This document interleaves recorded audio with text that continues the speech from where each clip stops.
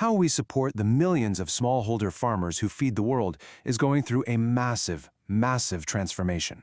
For decades, the answer seemed pretty simple: subsidies. But as we're about to see, a whole new wave of technology and partnership is completely rewriting the playbook. First things first, let's just take a second to remember why this is so important. Look at this. In Africa, an incredible 80% of the rural poor depend on agriculture. For these communities, farming isn't just some job, it's everything. It's the heart of their economy and their best hope for a better future. The stakes really couldn't be any higher. So what's been the traditional game plan to help? Well, for a long time, the strategy has really centered on one main tool. And that tool is subsidies. The logic, seems pretty straightforward.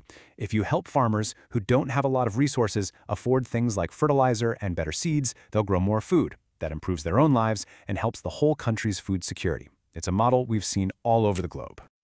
But here is the million-dollar question. After all these years and all the money poured into this, how well does that approach actually work when you really look at the numbers? Is it the whole story? To get to the bottom of that, let's zoom in and get specific. We're going to look at a case study from Kenya that really puts this traditional subsidy model under the microscope. So back in 2019, researchers went out to measure the real-world impact of things like subsidized farm supplies and access to machinery like tractors. They wanted to see how it actually affected a farmer's well-being, things like their income, their food security, their overall quality of life. And the results were, well, pretty fascinating. The study found that all those subsidies and the access to machines, they accounted for just 20.8% of the improvements in a farmer's life. Now, that's not zero, but it's a way smaller piece of the pie than you'd probably guess. Which means, and this is the really important part, a whopping 79.2% of their success or failure had to be explained by something else entirely. So the question becomes, what on earth are those other factors that are even more important than the subsidies? Well, this is where the messy reality on the ground comes in. The study found all these other hurdles that subsidies just can't fix. The supplies weren't getting there on time, tractors were often broken, and, this is the big one, farmers often didn't have the technical know-how or the credit to make the most of what they had. It proves that you can give someone a tool, but that's not the same as giving them the ability to use it. And this is where the story gets really interesting. If just handing out physical stuff isn't the complete answer, maybe the real game changer is something else entirely. I mean, what if the biggest missing piece of the puzzle wasn't another bag of fertilizer, but just getting the right information into the right hands at the right time? What if we could tackle that lack of technical skills problem head on?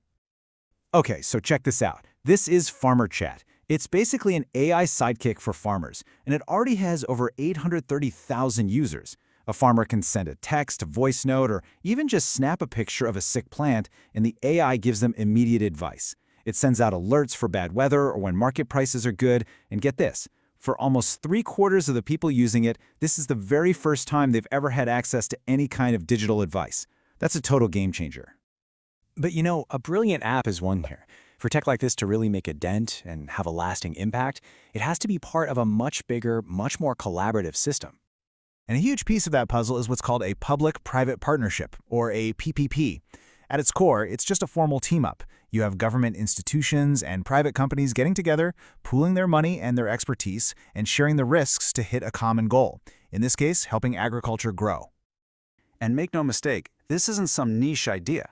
We're talking about huge institutions like the African Union actively pushing PPPs as a core strategy. They see it as the best way to bring everyone to the table to drive real growth and, crucially, to connect all those small farmers to bigger and better markets. This really shows you the two sides of the coin with these partnerships. On the one hand, the potential is enormous. You get more efficiency, new tech, better markets, but the challenges are just as real. You can get bogged down by bad policies, poorly written contracts, or just a lack of coordination. Getting these partnerships right isn't easy, but it is absolutely key. All right, so we're seeing this big shift from physical stuff to information, and from going it alone to building partnerships.